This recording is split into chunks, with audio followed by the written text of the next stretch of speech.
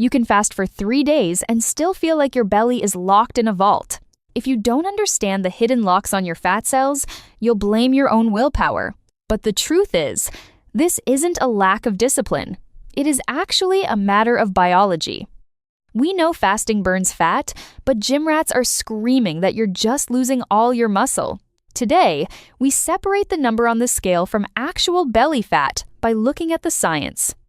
If you're new here, we recently covered how water fasting impacts your liver and reverses fatty signs.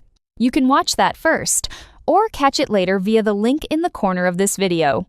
By the end of this, you'll know exactly what 3 days of fasting does to your visceral fat. More importantly, you'll understand why your body has both brakes and accelerators built into your fat cells. Now, let's talk about the real villain here. It isn't the fasting, it's the lying bathroom scale. In the first 72 hours, a huge chunk of your weight loss is labeled as lean mass. But don't panic. That isn't you melting your biceps. It's mostly just stored glycogen and extra water. Think of glycogen like a wet sponge inside your muscles. Squeeze it, and the water pours out. Your body looks lighter instantly, but we want to target the deep fat surrounding your internal organs. That is visceral fat, and it acts very differently than the soft stuff you can pinch outside. To reach it, we need to flip the metabolic switch from food power to the backup generator. Your body has 2 fuel systems. One is the wall outlet, which is the glucose from food. The other is the generator, which runs on stored fat and ketones. Fasting is how we switch. We're building the complete metabolic resurrection manual here, so subscribe to get the full protocol as it drops. Let's look at the timeline. In the first 24 hours, the switch finally starts to flip over. You'll feel hunger waves and maybe a little empty. Then, suddenly, your energy begins to feel stable. Your liver is like a snack cupboard full of sugar. At first, you're just eating those snacks. When the cupboard is empty, you have to walk to the basement freezer where your fat is stored. This is where the magic happens. Insulin drops, and your body starts producing powerful ketones for fuel. But you might wonder, why does the lower belly feel like the absolute last place to change? It comes down to 2 specific locks on your fat cells, the alpha-2 and the beta-2 receptors. Think of beta-2 as the gas pedal. It tells your body to release fat into the bloodstream. Alpha-2 is the brake pedal. It stops fat, breakdown, cold, and stubborn areas have way more brakes. Both locks respond to the same hormone, adrenaline. One says go, but the other says stop. This is why visceral fat is so dangerous. It's not just storage, it's like trash in your engine. Subcutaneous fat is just an attic full of boxes, but visceral fat actively messes with your internal health. Now, let's talk about the first 72 hours. This is where the scale magic happens. You might see a massive drop on the scale, but remember, the bathroom scale is a liar. Data shows that about 2/3 of this early weight loss is actually fat-free mass. That includes glycogen and water. Every gram of glycogen holds about 4 grams of water. When your insulin drops, your kidneys dump sodium, and the water tank starts to drain. This is like draining the pool, not tearing down the house. It's fluid, not real fat. But here is the good news. While the scale lies, your waistline is actually changing. Visceral fat, the dangerous stuff, begins to shrink even if the fluid weight eventually returns. Think of water loss like a balloon deflating, but visceral fat reduction is a deep clean. It's like removing clutter from your basement.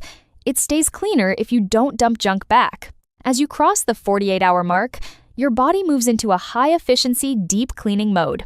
This is the threshold for peak autophagy, which is basically your body's internal recycling program. Autophagy only starts when the city realizes that no new supplies are coming into the docks. Your body starts hunting for old, broken protein parts to recycle them into brand new ones. 2 main switches control this. AMPK is your low battery light, and mTOR is building mode. Fasting flips AMPK on and mTOR off. It tells your cells to stop growing and start cleaning. By day 3, unique protein signatures appear that you simply cannot get from shorter fasts. This 72-hour mark is like a deep reset for your metabolic health and cellular function. You feel lighter, not just because of the scale, but because your cells are working better. However, this deep clean isn't free. There are some hidden traps you need to avoid. The biggest risk during a 3-day fast isn't actually hunger.